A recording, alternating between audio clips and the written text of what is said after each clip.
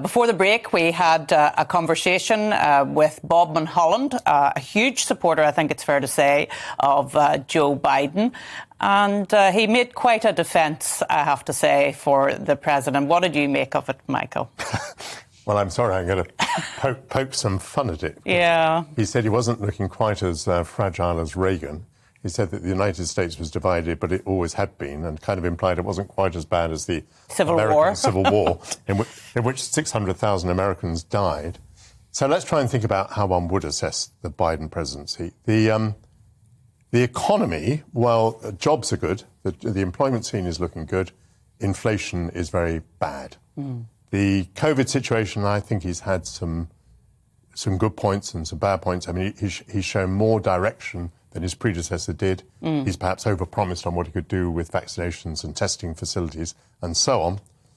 Foreign policy, this is a bit we look at in this country. I'm afraid I think it's been pretty disastrous. I think the withdrawal from Afghanistan was calamitous.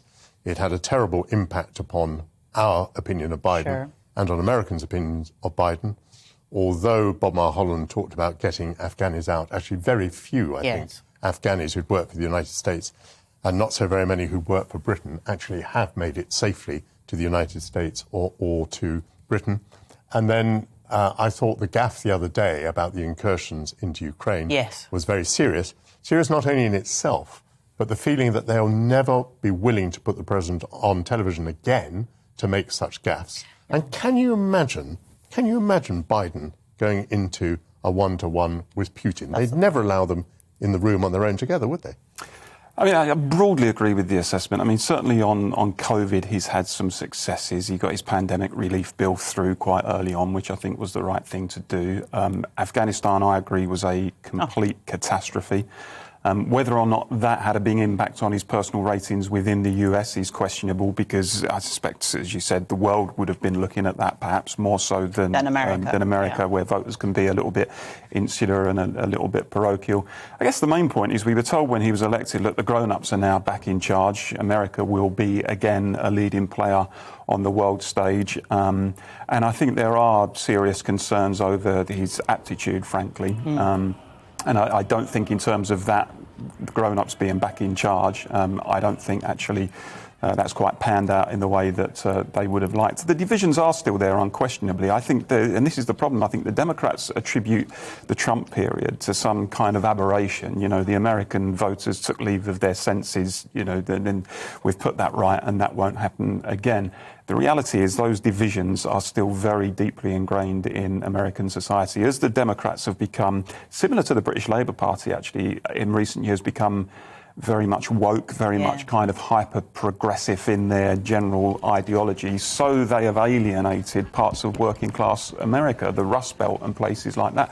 Places that saw Donald Trump, and I'm certainly no fan of Trump at all, but who saw him as some sort of saviour. And those divisions, as far as I can see, haven't gone away. And actually, I find it quite offensive, some of the commentary that comes out of the Biden administration towards those people who didn't support him. I mean, it can be very, very dismissive. You're right, the grown-ups were meant to be back in the room, and they were going to sort all the divisiveness out. But every time Biden speaks, and he doesn't speak that often, as we know, because that was his first appearance for 78 days in front of a camera. 78 days. Can you imagine Boris Johnson? And there was some criticism of him not being available for a camera for a week because of COVID.